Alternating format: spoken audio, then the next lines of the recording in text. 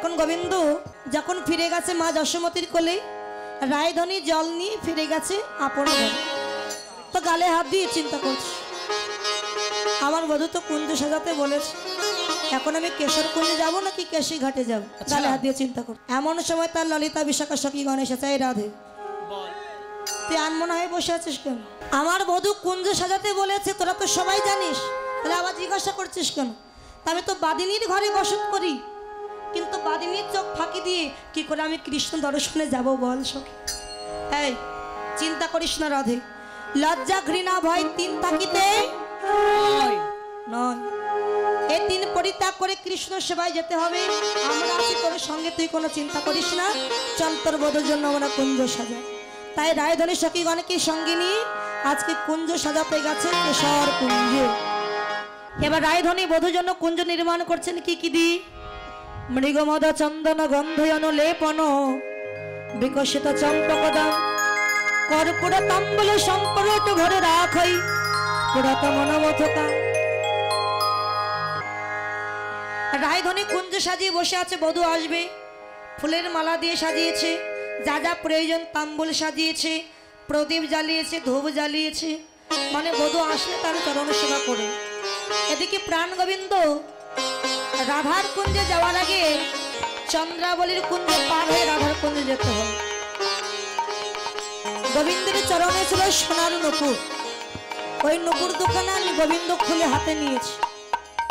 ওমা ভালো লাগছে তো, নাকি বাড়ি যেতে ইচ্ছা করছে? মন কার কার বাড়ি যেতে ইচ্ছা করছে? হাত তুলুন।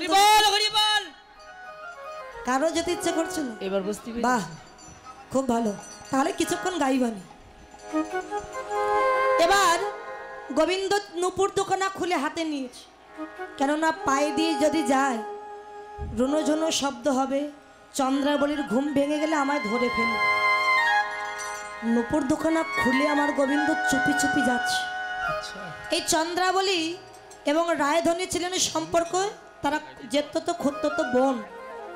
বৃষভানু রাজা তিন ভাই, বৃষভানু, চন্দ্রভানু, সুভানু। বৃষভানু রাজার কন্যা রাধারানী, চন্দ্রভানু রাজার কন্যা হলো চন্দ্রাবলী, আর সুভানু রাজার পুত্র হলো সুবল। যেত ক্ষুদ্র ভাই বোন তারা। তা চন্দ্রাবলীর সারা জীবন একটা হিংসা কি জানেন? যে আমিও সুন্দরী দেখতে, রাধাও সুন্দরী দেখতে,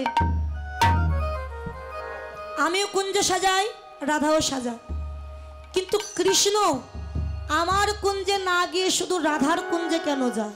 এটাই হচ্ছে তার হিংসা। তা তার সখী পদ্মাবতীকে ডেকে বলছে, এই পদ্মা, এই পথ দিয়ে প্রত্যেক দিন কৃষ্ণ চলে যায় রাধার কুঞ্জে, তুই দুয়ারে গিয়ে চুপটি করে দাঁড়িয়ে থাক, যদি দেখি সেই পথ দিয়ে কৃষ্ণ যাচ্ছে, দেখতে পেলে আমাকে ডাক দিবি তুই। তা পদ্মাবতী গিয়ে দুয়ারে চুপটি করে দাঁড়িয়ে আছে, অন্ধকার, আর কৃষ্ণ পা টিপে টিপে যাচ্ছে। অন্ধকারে দেখছে কে যেন একটা আসছে, কিন্তু ঠিক চিনতে পারছি না অন্ধকারে। তা বলছে কে যায়? আমরা যদি কাউকে চিনতে না পারি কি বলি? কে যায়? কে যায়? আরে কে কে কে যায়? কে বাজা? কে চাই? কে বাজা? চন্দ্রাবলী শিগগিরি আয়, তোর বধূ চলে গেল, ধর ধর ধর। চন্দ্রাবলী আর পদ্মাবতী ছুটে গিয়ে গোবিন্দের সম্মুখে পথ অবরোধ করে দাঁড়িয়েছে। ও বধূ, এই পথ দিয়ে তুমি প্রত্যেকদিন রাধার কুঞ্জে চলে যাও, আমি তোমায় ধরতে পারি। ও চন্দ্রা, গোবিন্দ দেখছে আমি ধরা পড়েছি, কিন্তু আমাকে একটু ছলনা করতে হবে এখান থেকে যাওয়ার জন্য। কে বলেছে আমি চন্দ্রাবলীর কুঞ্জে, ওই রাধার কুঞ্জে যাচ্ছি? তাহলে এত রাত্রে তুমি কোথায় যাচ্ছ বধূ? না, আমার শ্রীদাম শাখা ডাকছে, আমি যাচ্ছি শ্রীদামের কাছে।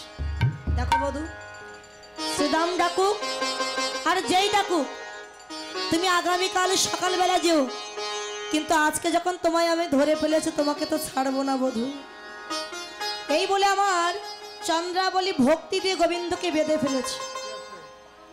সে তো ভক্তের ভক্তির দাস, যেই না ভক্তি দিয়ে বেঁধে ফেলেছে,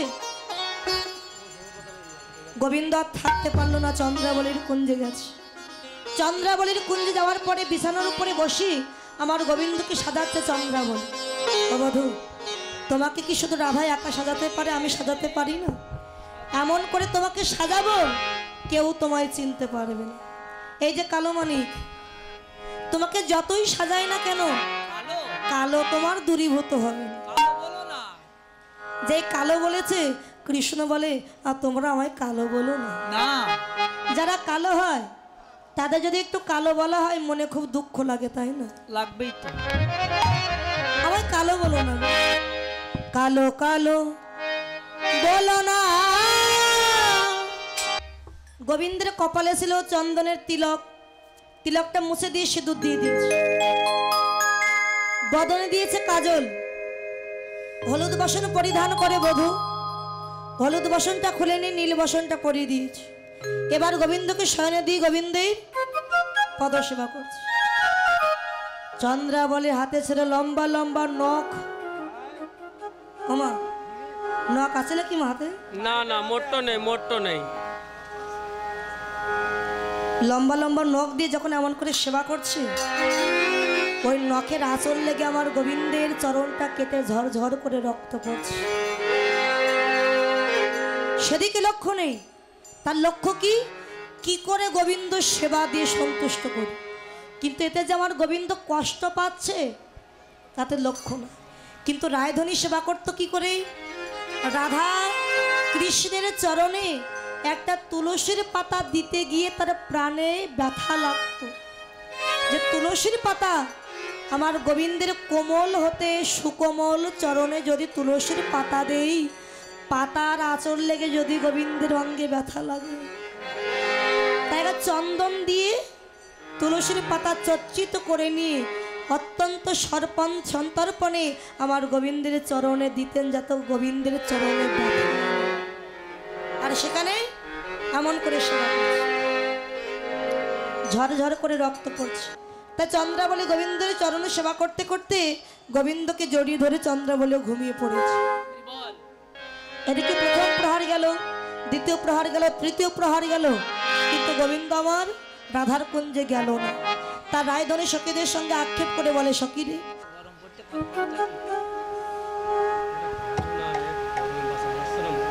এই ফুলের মালা আমার বধূর জন্য আমি গেঁথেছিলাম, কিন্তু আমার বধূ তো এলো না।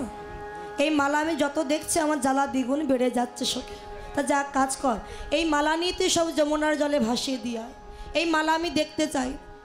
ললিতা সখী সেই মালা নিয়ে যেই না যমুনার জলে ভাসাতে গেছে, যমুনা বক্তা হয়ে বলে, রাধে ললিতা, যে কৃষ্ণের জন্য রাধারানী কাঁদছে সেই কৃষ্ণের জন্য কিন্তু আমিও কাঁদছি। কৃষ্ণের জন্য গাঁথা মালা যদি আমার বক্ষে ভাসিয়ে দাও আর আমি যদি গ্রহণ করে, আমি যে কৃষ্ণ সেবার অপরাধী হয়ে যাব। তাই মালা তুমি আমার গলায় পরিয়ে দিও না, আমি কৃষ্ণ সেবার অপরাধী হয়ে যাব। মালা নিয়ে ললিতা গিয়ে বলছে, রাধে তোর মালা তুই এই মালা গ্রহণ করিনি। যমুনা গ্রহণ করলো না। রায়ধনী বসে বসে কাঁদছে কৃষ্ণের জন্য। এদিকে মা যেই না ভোর হতে গেল, হঠাৎ করে আমার গোবিন্দের ঘুম ভেঙে গেছে। গোবিন্দ তাকিয়ে দেখছে চন্দ্রাবলী ঘুমিয়ে আছে, এমন করে ঘুমিয়ে আছে ঠিকই মরা মানুষের মতো। চন্দ্রা, ভক্তরা তপস্যা করে আমাকে পায় না, আর তুমি আমাকে পেয়ে ঘুমিয়ে পড়েছ।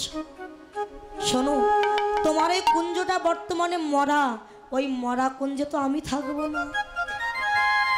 যে মানুষ একবার মরে যায়, মরা মানুষের দেহে কি পরমাত্মা রূপী ভগবান থাকে বাবা? থাকে না। তা তোমার কুঞ্জে তো আমিও থাকবো না, আমি চলে যাই।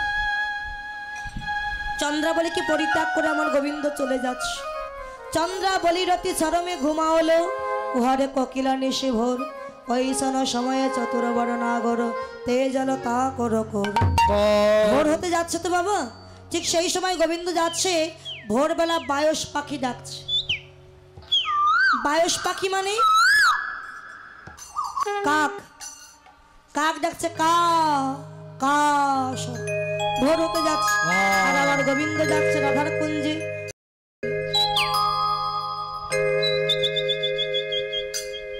গোবিন্দ দূর থেকে দেখতে পেয়ে চাই ললিতা, হ্যাঁ এই, এই, বল। এই দেখো, আমার বধূর আসার কথা ছিল, কিন্তু বধূ না এসে ওই দেখ তার দাদা বলরাম আসছে। মানে কৃষ্ণকে এমন করে সাজিয়েছে যে নিজের বধূকে নিজেই চিনতে পারছে না রায়ধন। যা ললিতা, একটা আসন নিয়ে এসে পেতে দে সখী, কৃপা করে বসুন। বলরাম ভেবে বসতে দিয়েছে আর কৃষ্ণ বসেছে। রায়ধনী দেখছে আমার বধূর দাদা বলরাম এসেছে। দাদার সঙ্গে তো বলা যাবে না যে কেন বধূ আসেনি, তার রায়ধনী ভাসুর দেখে মাথায় ঘোমটা দিয়েছে। আচ্ছা, ভাসুর দেখলে মাথায় ঘন্টা দেয়? এখনকার সময় কিন্তু মায়ের আর ঘোমটা টোমটা দেয়নি, তা ঘোমটা দিয়েছে, দিয়ে কৃষ্ণের কাছে গিয়ে প্রণাম করেছে। প্রণাম বড়দা। প্রণাম করে বলছে দাদা, ও দাদা বল। তুমি কেমন আছো দাদা? মা রোহিণী কেমন আছে? কৃষ্ণ থরথর করে কাঁপছে। ও রাধে, তুমি আমাকে দাদা বলছো কেন? আর তুমি যদি জিজ্ঞাসা করবে, তুমি আমার মায়ের কথা জিজ্ঞাসা করো, যশোমতীর কথা না করে তুমি রোহিণীর কথা জিজ্ঞাসা করছো। আরে রোহিণী তোমার জেঠিমা হয়, আর তুমি কে? ও রাধে, আমায় চিনতে পারছো না? আমি বলরামের ছোট ভাই, আমার নাম কৃষ্ণ কানাইয়া। কৃষ্ণ। ও বধূ তুমি? তখন রায়ধনী মাথার ঘোমটা তুলেছে, দেখছে বধূ, তবু আমার রায়ধনীর মান হয়নি। রায়ধনী বলছে বধূ, ও বধূ তুমি আজকে সকালবেলা এসেছো, ভালো হয়েছে। প্রভাতে দেখিনো বদন দিন যাবে ভালে। কোন প্রভাত জানো? আমার দেহের যৌবন প্রভাত হওয়ার সাথে সাথে কুপথে যাওয়ার আগে, কুসঙ্গ করবার আগে যখন তোমার বদনটা দেখতে পেলাম, মনে হচ্ছে আজকের দিনটা আমার ভালোই চলে যায়। রায়ধনীর মান হলো না। মান হলো কখন মা? চন্দ্রাবলী হঠাৎ ঘুম থেকে জেগে উঠে দেখে কৃষ্ণ না। ও, আমি একটু ঘুমিয়ে পড়েছি আর এই সুযোগে আমার বধূ পালিয়েছে। এই ললিতা, এই পদ্মা, যা গিয়ে দেখে আমার বধূ কোথায়। যদি দেখি যশোমতী মায়ের কোলে বসে আছে, তাহলে আর কিছু বলতে হবে। আর যদি দেখিস রাধারানীর কুঞ্জে গেছে, তুই এমন একটা কথা বলবি যেন দুইজনের মধ্যে ঝগড়া বেঁধে যায়। বেশ। পদ্মাবতী বলছি এ কাজটা আমি খুব ভালো পারি। আচ্ছা আমি যাচ্ছি। বাবা, পদ্মাবতী এমন করে যাচ্ছে যে দেখে বোঝা যাবে ঝগড়াতে মেয়ে ঝগড়া করতে আসছে। ঘন্টা যাচ্ছে। পদ্মাবতীকে দেখে আমার গোবিন্দ চোখে চোখে ইশারা করছে, এই যে পদ্মা। বলো। পদ্মাবতী মনে মনে বলে, বধূ চলে যাওয়ার জন্য আসছি না, তোমার হাটে হাড়ি ভাঙবো তারপরে যাও। আহা, চলে যাও। এই যে পদ্মা, ও গোবিন্দ, অমন করে কি বলছো চোখে চোখে তুমি? আমি বুঝতে পারছি না। আরে পদ্মা, আস্তে মানে আমি কারো খাই না পড়ি যে আমি আস্তে কথা বলবো? রায়ধনী বলছে পদ্মা রাগ করিস না, এদিকে আয়, এদিকে। কি হয়েছে, তুই রাগ করছিস কেন? শোন রাধে, আমি খেতে আসিনি, বসতে আসিনি। তা কি করতে এসেছিস? না তোর বধূ তোর কুঞ্জে আসবার সময় তোর কুঞ্জে না এসে সারা রাত আমার সখী চন্দ্রাবলীর কুঞ্জে নিশে যাপন করেছে। হ্যাঁ ছিল। তা রায়ধনী বলছে, করেছে তো কি হয়েছে? আমার বধূ, সবার কুঞ্জে যাওয়ার অধিকার আমার বধূর আছে। হ্যাঁ। যে কুঞ্জে আমার বধূ যায় না সেটাকে তো মরা কুঞ্জ বলে। পদ্মাবতী দেখলো ঝগড়া তো বাঁধলো না। না ছিল তো। তা আমার সখী চন্দ্রাবলীর চরণে ছিল সোনার নুপুর। তোর বধূর নুপুর দুখানা খুলে চরণের ধারে আলতা দিয়ে কৃষ্ণ নাম লিখে দিয়েছিল। লিখে দেওয়ার পরে নুপুর দুখানা চরণে আর পুনরায় পরিয়ে দেয়নি। তো তোর বধূ তো আবার চোর, যার তার ঘরে চুরি করে বেড়ায়। নুপুর দুখানা চুরি করে এনেছে কিনা তোকে দেবে বলে, তাই আমি একটু খুঁজতে এসেছি। এই হলো রাধারানীর মান।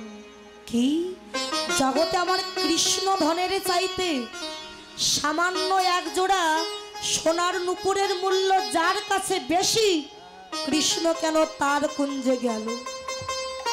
এই ললিতা, ওই দুশ্চরিত্র লম্পট চরিত্রহীনকে কুঞ্জ থেকে তাড়িয়ে দে, আমি ওর মুখ দেখতে চাই। ও রাধে, তুমি কিন্তু আমার কথা একবারও শুনলে না। পদ্মাবতী যা বলতো সব মিথ্যে কথা। আমি চন্দ্রাবলীর কুঞ্জে যাইনি। পদ্মাবতী বলছে না গিয়েছিল। না যায়নি। বলছে গিয়েছিল না। আচ্ছা ঠিক আছে বধূ, তুমি গিয়েছিলে কি যাওনি? আমরা কয়েকটা প্রশ্ন করব, যদি ঠিকঠাক উত্তর দিতে পারো তবেই ভাববো অপরাধ করেছো কি করো। আচ্ছা বলো কি প্রশ্ন? তোমার এই বদনটা আমি সদ্য প্রস্ফুটিত নীল পদ্মের ন্যায় দর্শন করি। তার নীল পদ্মের ন্যায় বদনটা কেন শুকিয়ে মলিন হলো? গোবিন্দ ছলনা করে বলছে, জানো রাধে, গতকালকে রাত্রে আমার নাম মদন জ্বর হয়েছে। মদন জ্বর? জ্বর হয়ে আমার বদনে শুকিয়ে গেছে। ও তাই? আচ্ছা ঠিক আছে। ও বধূ, বলো। তোমার সর্বাঙ্গের নখের আসর দিয়েছে কে? গোবিন্দ কি বলবে? বলছে, জানো রাধে, অন্ধকারে আমি তোমার কুঞ্জে আসবার সময় কাটার ঝোপের ভিতরে পড়ে গিয়েছে, যাক বাবা। তাই কাটার খোসা লেগেছে। ও তাই? আচ্ছা ঠিক আছে বধূ, এটা বিশ্বাস করলাম। তোমার কপালে আমরা চন্দনের তিলক দেখি, তিলক নাই সিঁদুরের বিন্দু দিল কে?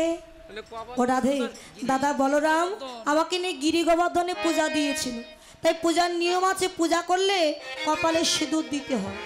এটা হচ্ছে গোবর্ধন পূজার সিঁদুর। ও তাই? আচ্ছা ঠিক আছে, এটা বিশ্বাস করলাম। ও বধূ, তুমি যে পরিধান করে আছো ওটা দাদার শাড়ি না, দিদির শাড়ি। বলো, ওই যে বসন্ত পরিধান করেছে ওটা কার? কি আমার? গোবিন্দ দেখছে এটা আসে চন্দ্রাবলীর নীল বসন। কি করি?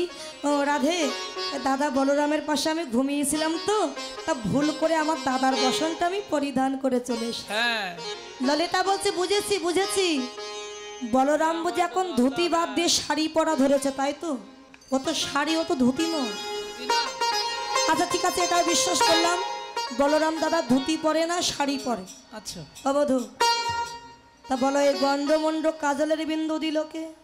ওমা, মিথ্যা কথা বলতে বলতে এমন এক সময় আসে ঠিক ধরা পড়ে যায়, তাই না? মানে দেওয়ালে পিঠ থেকে গেছে, আর যাওয়ার জায়গা না, আর মিথ্যা কথা সাজাতে পারলো না গোবিন্দ, ধরা পড়ে গেছে। অপরাধী, অপরাধ করে আবার মিথ্যা বলা হচ্ছে, এই বলে আমার গোবিন্দ মাথায় ঘোমটা দিয়ে মান করে বসেছে। গোবিন্দ রায়ধনী যেই না মান করে বসেছে, গোবিন্দ দেখছে রাধার চরণ বিনা আমার আর কোনো গতি নেই। ওই চরণে যে একবার ধরতে পারে বাবা, রাধার চরণ ধরলেই তার শেষের দিনে আর কোনো ভয় থাকে না। ভগবান বললে, যদি কেউ আমার চরণ পেতে চাও, পেতে চাও, আগে আমার ভক্তের চরণ ধরো। চরণ ধরো। আর ভক্তের চরণ ধরলে যদি ভক্তের কৃপা হয়ে যায়, একদিন না একদিন আমার কৃপা পেয়ে যাবে, পেয়ে যাবে। যেজন আশ্রয় করিয়া ভজে তারে কৃষ্ণ নাহি ত্যাজে, আর সব মরে অকালে।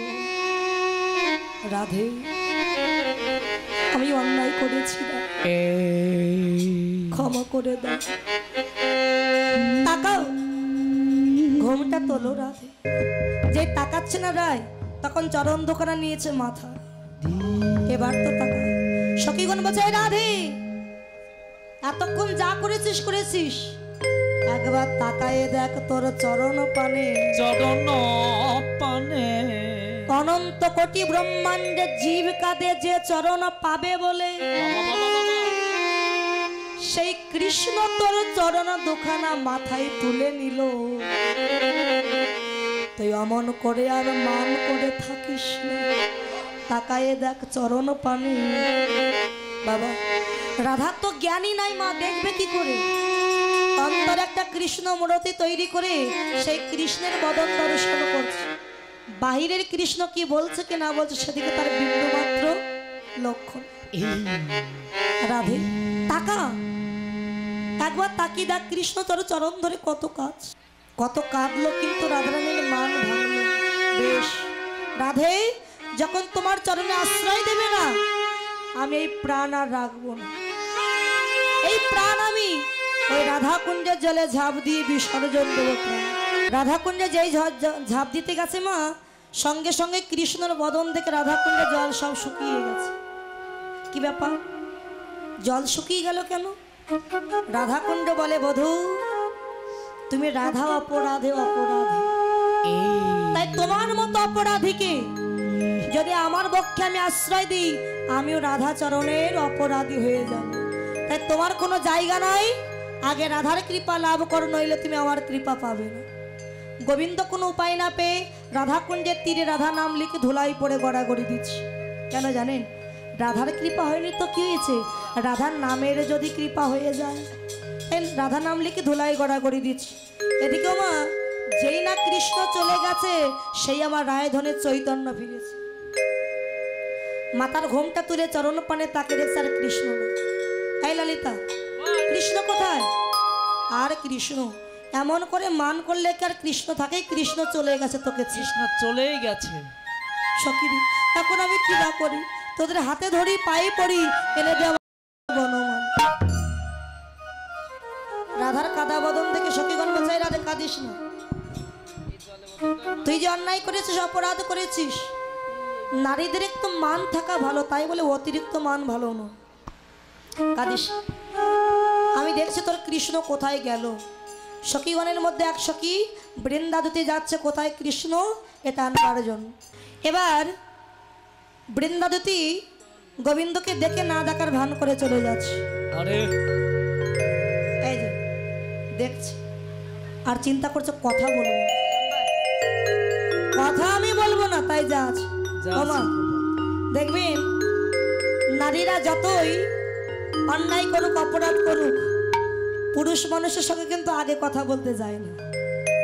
তাই বৃন্দা দেবী বলছে, আমি আগে কথা বলবো না, কৃষ্ণের পাশ দিয়ে যাব, কৃষ্ণ আমায় দেখতে পেলে ডাক দেবে, তখন কৃষ্ণের কাছে যাব। তা বৃন্দা দেবীকে দেখে না দেখার ভান করে চলে যাচ্ছে।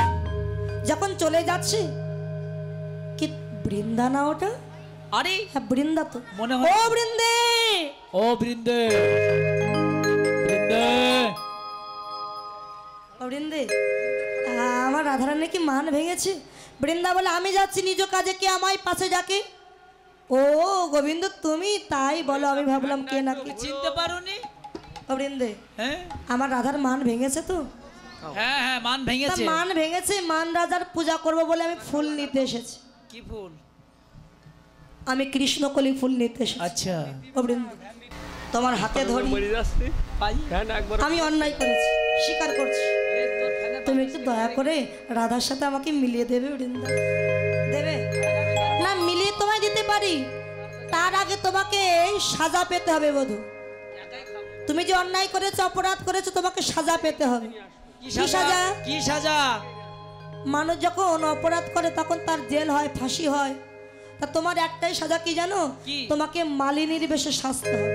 আরে আমি মালিনীর বেশ সাজতে পারি? যারা ফুল তোলে, মালা গাঁথে, মালা বিক্রি করে, তাদের বলা হয় কি বলে মা? মালিনী। আচ্ছা, মালিনীর বেশ আমি কোথায় পাবো? বলে যোগ। এই যে বন্ধু, আগে ছিল পুরুষ, এখন হয়েছে নারী। আচ্ছা বলো তো, নারীর কোন চরণ আগে চলে? বল। হ্যাঁ, পেছনের চরণ চল। রাক্ষসী নাকি, নাকি ডাইন যাইনি কিছু একটা হবে, পেছনে আবার চরণ আছে নাকি? আরে বুঝুনি, নারীদের ডান চরণ আগে চলে। কোন চরণ আগে চলে যে বাবা? নারীদের বাম পা, আর পুরুষদের ডান পা। হয়ে গেছে। তুমি যতই নারী সাজো, আসলে তুমি তো পুরুষ।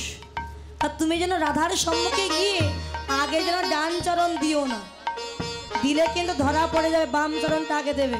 শোনো বধূ, সব লুকানো গেছে তোমার, জোড়া ভুরু নয়ন বাঁকা, এটা লুকানো যায়নি। এই জন্য রাধার সম্মুখে গিয়ে মাথা ঘোমটা দিয়ে থাকে। আচ্ছা ঠিক আছে। যদি তোমাকে বলে যে মালিনী তুমিও নারী, আমিও নারী, মাথায় ঘোমটা দিয়েছো কেন? হ্যাঁ, তুমি এক কথায় বলবে আমার বাল্যকালের অভ্যাস। কেমন ঠিক আছে। বলবে? ঠিক আছে, কিছু মালা নিয়েছি।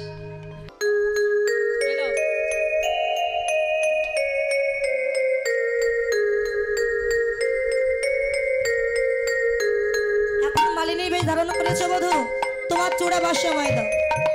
চূড়াবাসী নিয়ে বৃন্দা দেবী বলছে, বধূ আমি আগে যাচ্ছি, তুমি পরে এসো মালা বিক্রি করতে করতে। আচ্ছা, তাই গোবিন্দ ফুলের মালা নিয়ে যাচ্ছে। ও ব্রজবাসী, বলো বলো, তোমরা কি কো মালা নেবে গো? মালা বিক্রি করতে করতে গোবিন্দ যাচ্ছে, আর বৃন্দা দেবী চূড়াবাসী নিয়ে রাধারানীর কাছে গেছে। বৃন্দা দেখলো, দেখে রাধারানী কৃষ্ণ বিরহের জন্য কি করে। এই রাধে, তুই একা কেন? কি করব? যাকে আনতে গিয়েছিলে সে বধূ কই? বধূ তো নেই। আর বলিস না রাধে, তুই এমন করে মান করেছিস, তোর বিরহ সহ্য করতে না পেরে বধূ রাধাকুণ্ডে জলে ঝাঁপ দিয়ে মারা গেছে। হ্যাঁ সত্যি বলছি। আমি বিশ্বাস করি না আমার বধূ মারা। বিশ্বাস করিস না? এই দেখ, না। এই চূড়া বাঁশি দেখ। ওই হচ্ছে আমার গোবিন্দের বাঁশি, এই হচ্ছে মালা, এই দেখ আরে চূড়া সব দেখ। রাধাকুণ্ডে জলে ভাসছিল, আমি তুলে নিয়ে এসেছি। দেখ বিশ্বাস হয়েছে?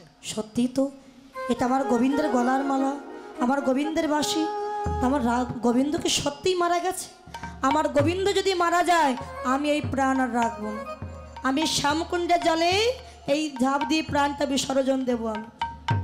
এই সখী, ওই দেখ একজন মালিনী আসছে। হাই। ওই মালিনী নাকি ভূত, ভবিষ্যৎ, বর্তমান সব বলতে পারে।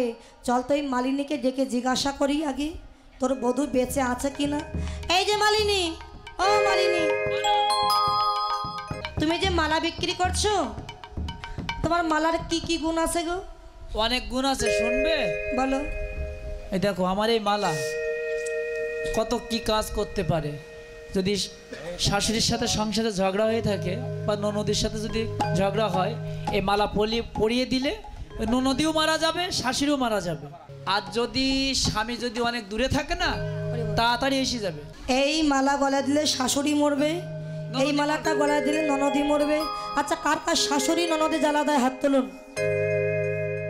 তোলেন, হাত তোলেন। কারো শাশুড়ি ননদ জ্বালা দেয় না? তো মা জ্বালা দেয় না? ও মা, জ্বালা দেয়, দেয়, সবার দেয়, এখানে বলতে কিন্তু পারছি। হাত তুলতে পারছে না কেন? পাশে শাশুড়ি বসে আছে, শাশুড়ি বলছে বৌমা হাত তুলে দেখ, বাড়ি গেলে বুঝতে পারবি। হ্যাঁ, তোর একদিন আর আমার যে কদিন লাগে। এই মালা গলা দিলে শাশুড়ি মরবে, ননদি মরবে। শাশুড়ি, শাশুড়ি, এই শাশুড়ি, ওই শাশুড়ি না। যদি কারো পতির বিরহ জ্বালা থাকে, পতির বিরহ জ্বালা দূরে যাবে। আচ্ছা মালিনী, তোমার বাড়ি কোথায়? এবার ও মালিনী, তোমার বাড়ি কোথায়? বলছে আগে থাকতাম মধুপুরে, আপাতত এখন এই থাকি ব্রজপুরে। এই ব্রজপুরে। আচ্ছা মালিনী, তোমার নাম কি গো? আমার নাম শ্যামা মালিনী, আদর করে কৃষ্ণ মালিনীও আমাকে বলে ডাকে। বেশ, মাধব। ও মালিনী, শোনো শোনো, তুমিও নারী, আমিও নারী। তা নারীর সামনে মাথায় ঘোমটা দিয়েছো কেন? ঘোমটা সরাও।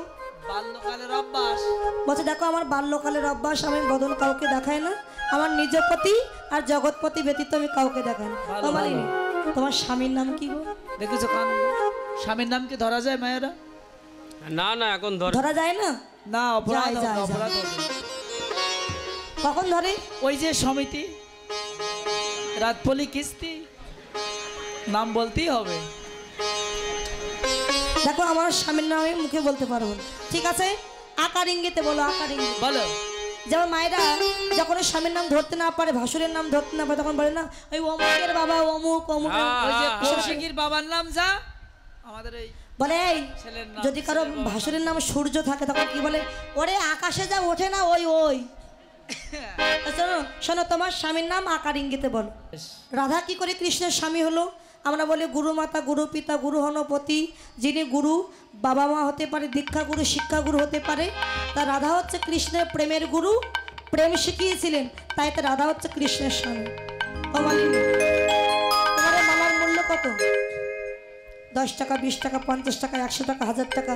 পাইকুড়ি দিয়ে দিস, হ্যাঁ, যে যা দেবে। যে যা দেবে। আচ্ছা মালিনী, তোমাকে দেখতে ঠিক আমার শ্যাম বনমালীর মতো।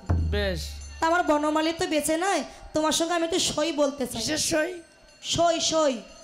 ও, আচ্ছা কুঞ্জের মধ্যে চলো, কুঞ্জের মধ্যে নিয়ে গিয়ে সই বলা হচ্ছে। আগে সই, পর সই, সইয়ের পাশে সই, সইয়ের দুঃখে সই, আগে দাও টিপ সই। সই বলানো হলো। রায়ধরে নিজ হাতে রন্ধন করে সখীকে সেবা দিতে গেল। যেই না বদনে দিতে গেল, ঘোমটার আড়াল থেকে আমার গোবিন্দ রাধার বদনে চুম্বন দিয়েছে। ও মালিনী, তোমার সাহস তো কম নয়, এই বাদিনীর ঘরে থেকে তুমি আমার বদনে চুম্বন দিচ্ছ। হ্যাঁ দিয়েছি, তাতে কি হয়েছে? সখীগণ বলছে রাধে, মান অভিমান অনেক হয়েছে। এই যে মালিনী, তোমার ঘোমটা একবার সরাও। যেই না ঘোমটা তুলেছে, দেখতে পেরে জোড়া ভরু নয়ন বাঁকা।